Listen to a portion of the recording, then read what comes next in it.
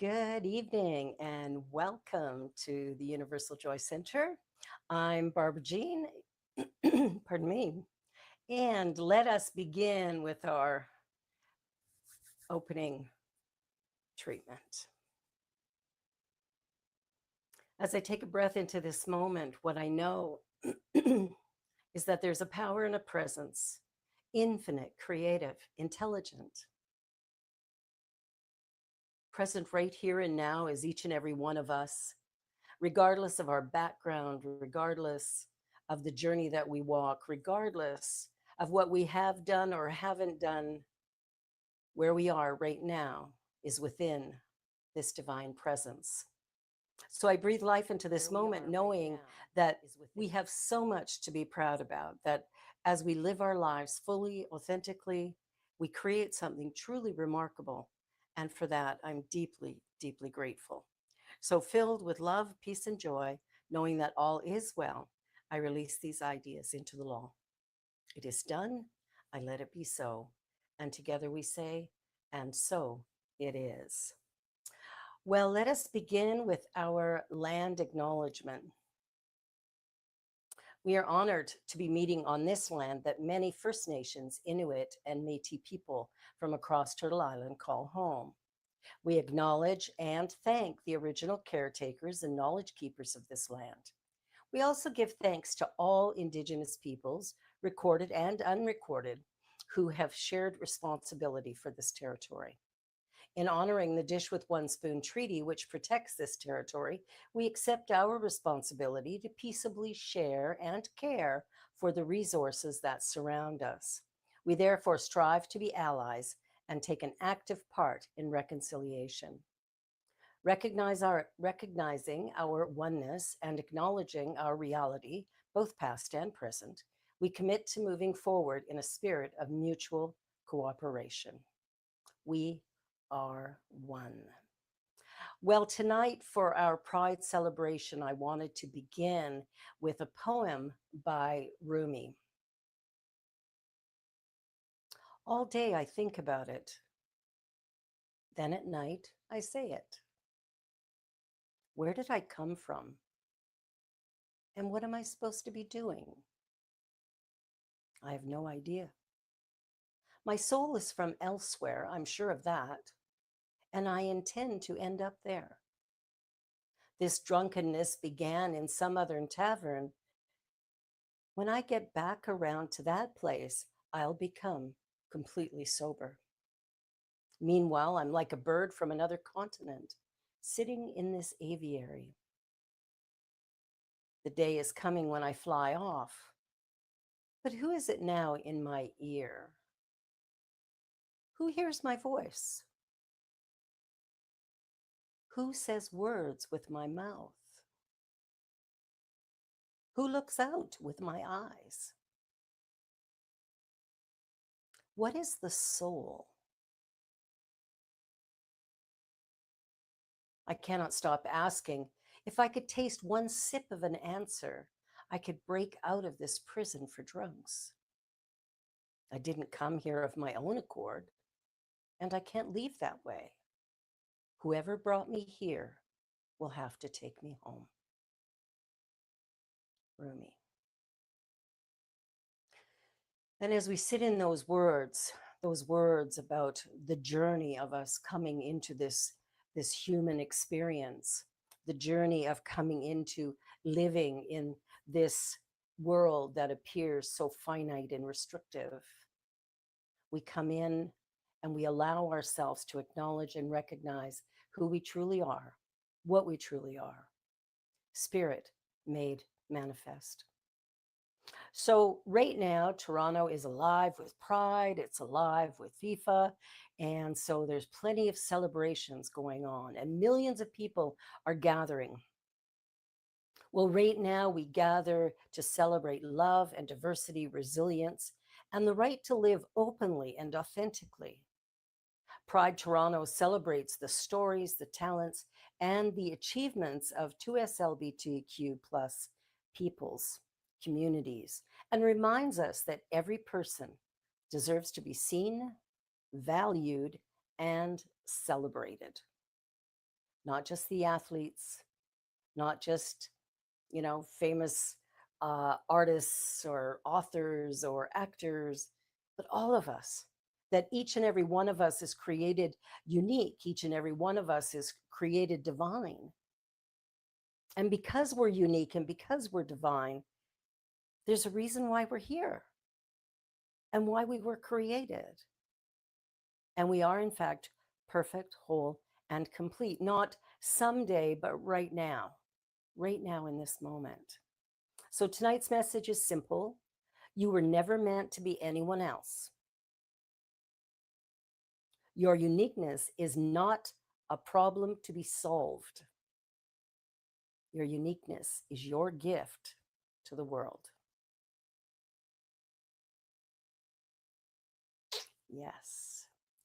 So, um, the journey that we're on, when we look at the idea of pride for the LGBTQ community, it began as resistance. And it emerged because people became tired of hiding who they were and decided instead to stand up and declare, I exist, I belong, I matter. I exist, I belong, I matter. And I think it's really important that we begin to view all of humanity this way, regardless of skin color, regardless of language, regardless of gender, regardless. I exist, I belong, I matter. So honestly, this isn't only a pride message, it's a human message. To every single person on this planet wants three things: seen, loved, and to belong. So, the tragedy is that many have spent years trying to figure out how to belong, and, you know, playing small, or editing what we say, or apologizing for ourselves all the time. And so we're finding ways to become experts in fitting in while secretly longing to be known. And I remember somebody telling me recently about a woman who was in relationship, and she's in this relationship, and he does not know her. He just doesn't know her. He's talking about, all the things he's going to do to make things great and wonderful and fabulous in their life, but never once asked, what matters to you, what's important to you, what do you love, what's there. And it's energy of trying to create something without including everyone who's involved is really a bit of a challenge, and something that we need to alter, that we need to begin to see each other, to look at each other in a way that allows for the full and natural expression that we are. So fitting in is exhausting. And I think most of us have had moments of fitting in, or at least attempting to fit in. And it is tiring. It's very tiring. Belonging is liberating. When we have that sense, when we meet somebody and there's just a fit, a natural fit, it's like we talk, we laugh, we cry, we play, and somehow it just all fits. And it doesn't matter if we don't see each other for a long time, or if we see each other again in an hour. Every moment is this incredible gift of love that we begin to honor and celebrate the individual, as opposed to thinking that somebody's not right or wrong. And I know a lot of people who come into this teaching come in to be fixed. There's this sense of, there's something wrong with me, so I'm going to step in and see if I can be fixed. What if you're not broken? And I'm here to tell you, you are not broken. You are not broken. You are, in fact, exactly who you were meant to be. And it's coming to terms with, who am I meant to be, and to recognize I don't need permission to exist. So I think about my own life, and I have, I've been many things, boy. A pregnant teenager, a single parent, someone who struggled, experienced violence, felt lost, Had to keep rebuilding again and again and again. And sometimes felt like, if I could just be somebody different, then maybe my life would work. But everything, all of that stopped when I sat down one day, and it wasn't so long, well, it was a little while ago, but not so long ago. It was my 45th birthday, and I looked around my life and I thought, huh, it's good. It's good. I like where I live. I love the city. I love my home. I love my neighbors. I love my work, the people I work with. Well, and I thought, well, if this is as good as it gets, I'm actually okay with that. It was in that moment of gratitude, in that moment of accepting my life is my life. I am me, period, full stop. I can't be anything else. And so I need to come to terms with me. I need to look at me from every angle. And can I accept what it is that I see? Can I love what it is that I see? Physically, mentally, emotionally, and spiritually, can I accept what it is that I see? And that's the journey that we're on. You see, we came from wherever, we came from source into life. We will return to source after life, as the poem by Rumi suggested. And so, as we're moving, how do we move? Are we hiding in a corner? Are we, shrinking to become more acceptable? Or have we just accepted our loud bravado, our enoughness, our incredible attributes, whatever they might be? See, I think sometimes, I've had to ask, who have I always been beneath the fear? Who is that person in there who's watching me? Who's watching me stumble and fall? Who's watching me make mistakes? Who's watching me excel? Who's watching all that? Who's there? And ultimately, it's still me. I'm watching. The essence of me, the reality of me is present. So the question changed because the divine never made a mistake. The divine never made a mistake. Who you are, how you live, the life that you're living. You might, as a human being, you may make lots of mistakes. I know I made my fair share. Probably will make my whole fair share more in time to come.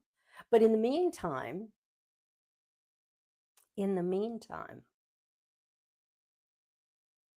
could I just accept that I was made absolutely right for the journey that I will walk? Wouldn't that be incredibly freeing to be in that place of going, wow, I'm just me. I'm not Sarah, or I'm not John. I'm just me. And what if me is enough? See, the divine never made a mistake. Not with your personality, your story, your dreams, your identity, your sexuality, your uh, attributes. Spirit created you intentionally.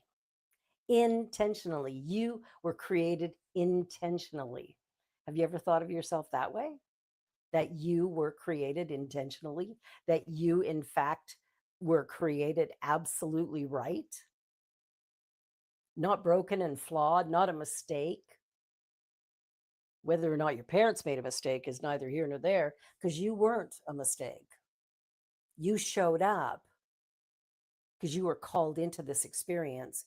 And we're here to live life. We're here to experience living. So we are these infinite, creative, spiritual beings. And then we come into this body. I know, there's where the problem started. We come into this body. And when we came into life, when we were birthed by our mothers, we came in as these little tiny beings into the hands of people who may or may not have been equipped to handle and to let that little being know how remarkable they really are. Not every parent knows how to parent. So there's things we have to learn. But as we as individuals come to understand that there is a new way for me to begin to view who I am and what I am. And keep in mind, spirit is infinitely creative.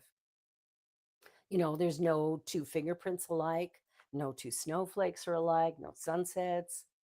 But what would, cause spirit to suddenly decide to mass produce human beings? Why? Well, it doesn't. Diversity is not evidence of separation, it's evidence of divine creativity. So when we look at the 8 billion people on the planet, pardon me, even twins are very different from each other more often than not. They might look alike. But when you start having conversations or looking at their dreams and their wishes, you start to see that there are differences. I have 2 sets of twins in my family. And then my daughter Genevieve has, I think, 3 or 4 sets of friends that are twins. And what's fascinating is they're different. They're different. My siblings, it's a brother and sister. So, of course, there's differences there. But my my younger brother's twin daughters, very different. Very different, those two. So when we look at life and the journey, we're not meant to come here and sit on rose petals and have somebody fan us and feed us grapes. I know it sounds lovely, doesn't it?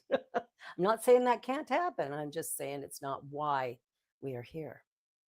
We are here to bring our special flavor of something, something into the world.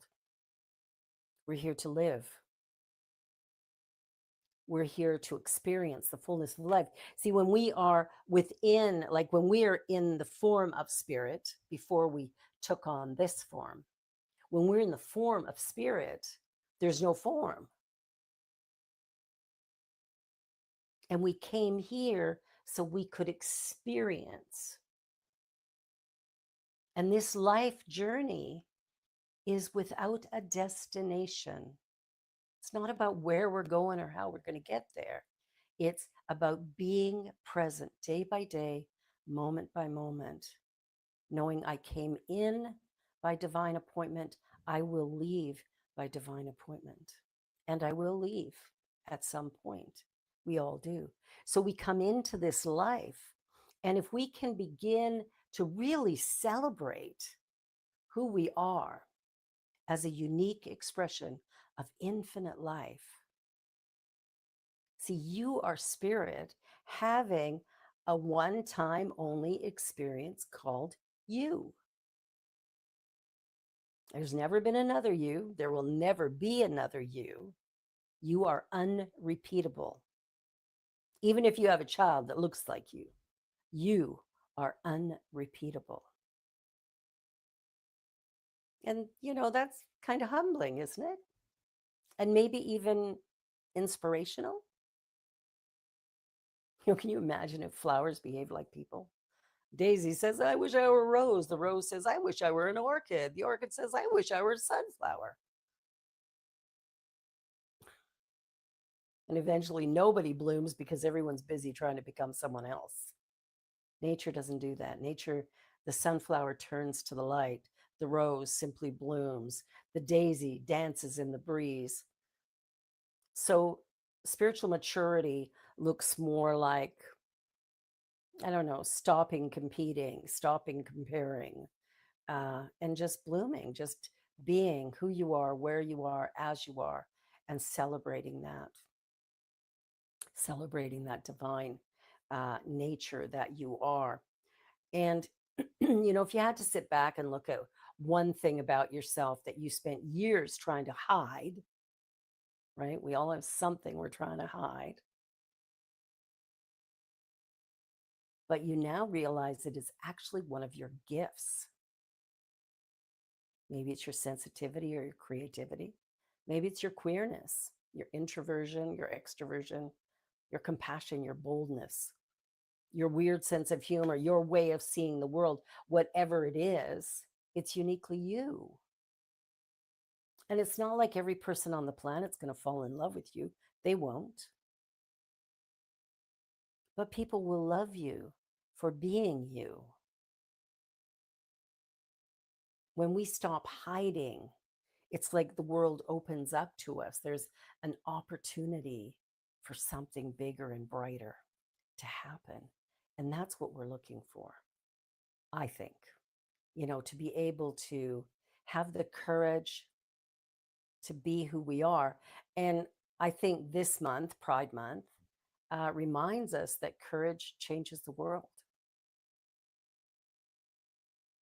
That pride celebrations or any kind of celebrations, they honor the freedom to live openly and authentically and to affirm that our differences make communities richer and stronger. And I believe joy shows up the minute we stop asking, am I acceptable? Am I enough? And declare, I am here. I am unique. I am sacred. I am enough. You are here. You are unique. You are sacred. You are enough. So don't spend your precious life becoming a copy. Celebrate. Take pride in who you are. Allow yourself to shine moment by moment.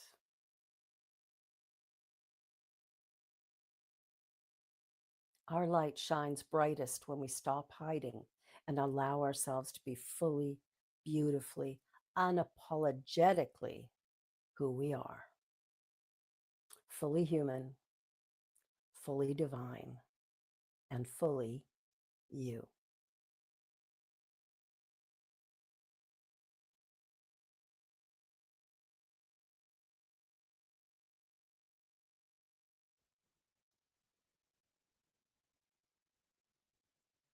Good evening, everyone. At Universal Joy Center, we believe in the spiritual law of circulation. Life flows, love flows, giving flows, receiving flows. Just as a river remains fresh through movement, abundance expands through circulation. If this ministry supports your spiritual journey, we invite you to participate in that flow through your financial contribution. Your gift helps us continue creating spaces where people can awaken to their own joy, purpose, and possibility.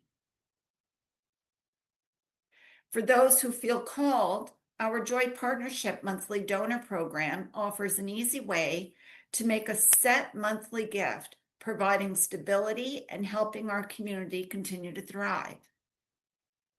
Reverend Barbara is now going to demonstrate how this works.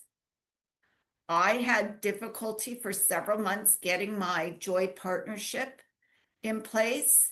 And when I realized how to do it, I realized it was extremely easy and I just clearly had a problem. So we thought we would show it to you. So you should be able to see the screen now. Our website, ujoyc.ca. And then if you just go to the donate button, which you can see on the top right-hand side of your screen, you click donate. That's one of the ways you can donate. And this will pop up.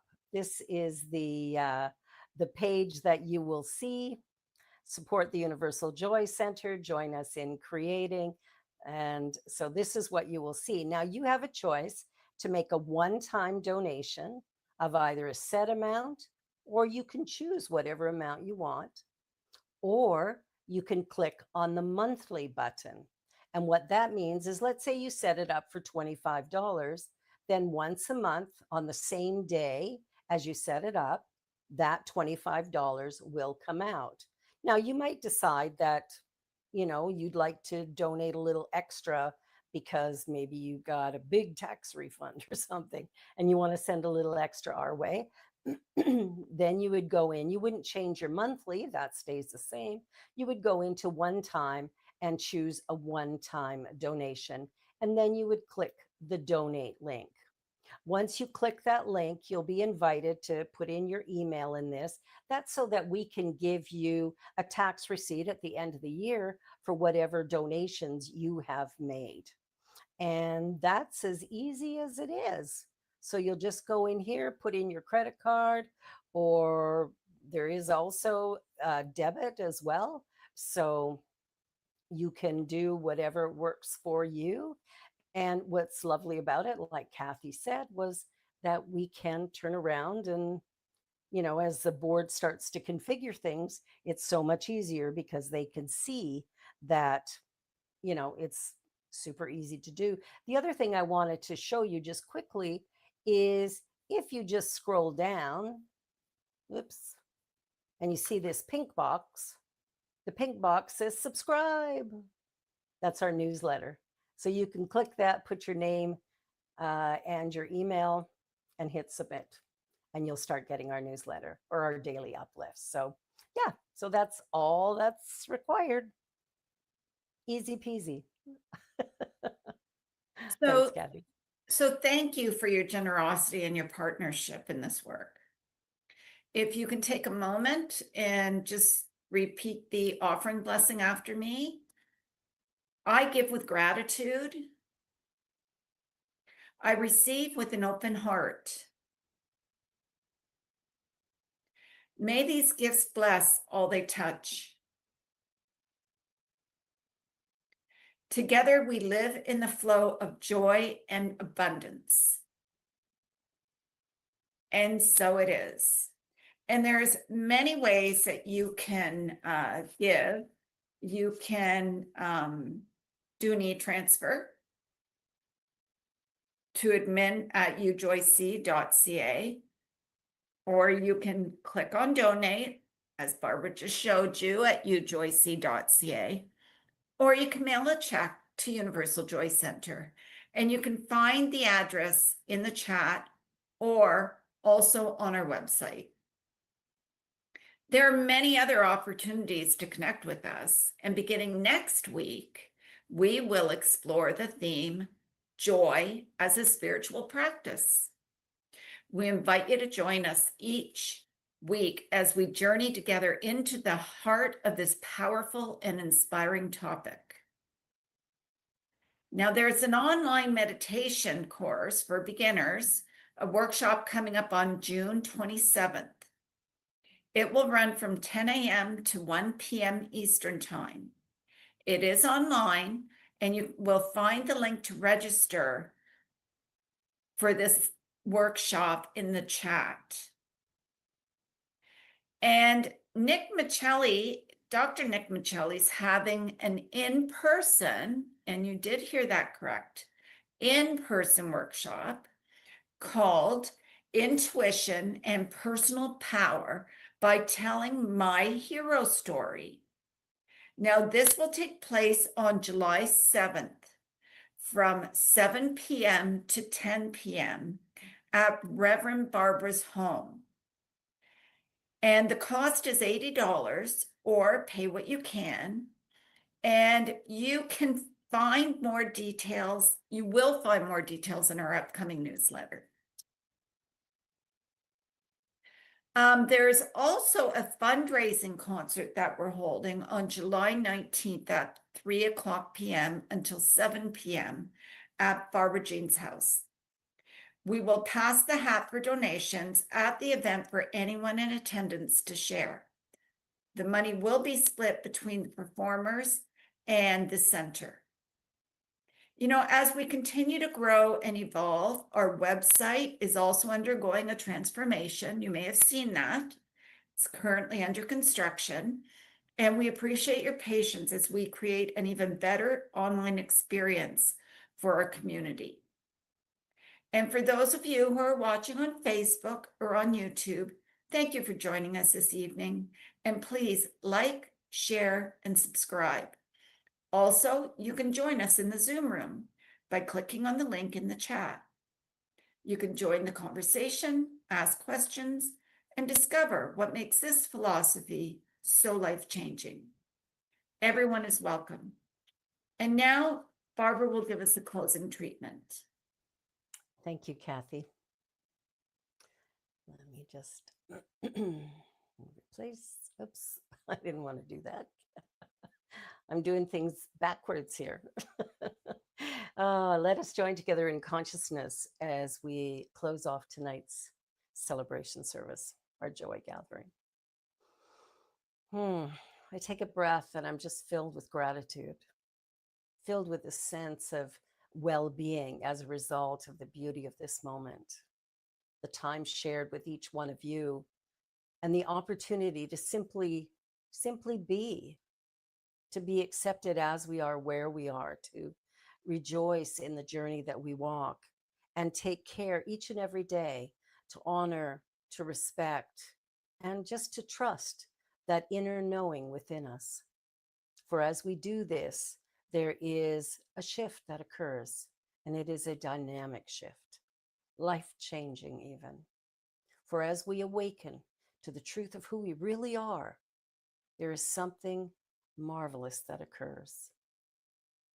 A sense of freedom, inspiration, just a true experience of joy and bliss as we celebrate the gift that we've been given, that we are now sharing out into our world.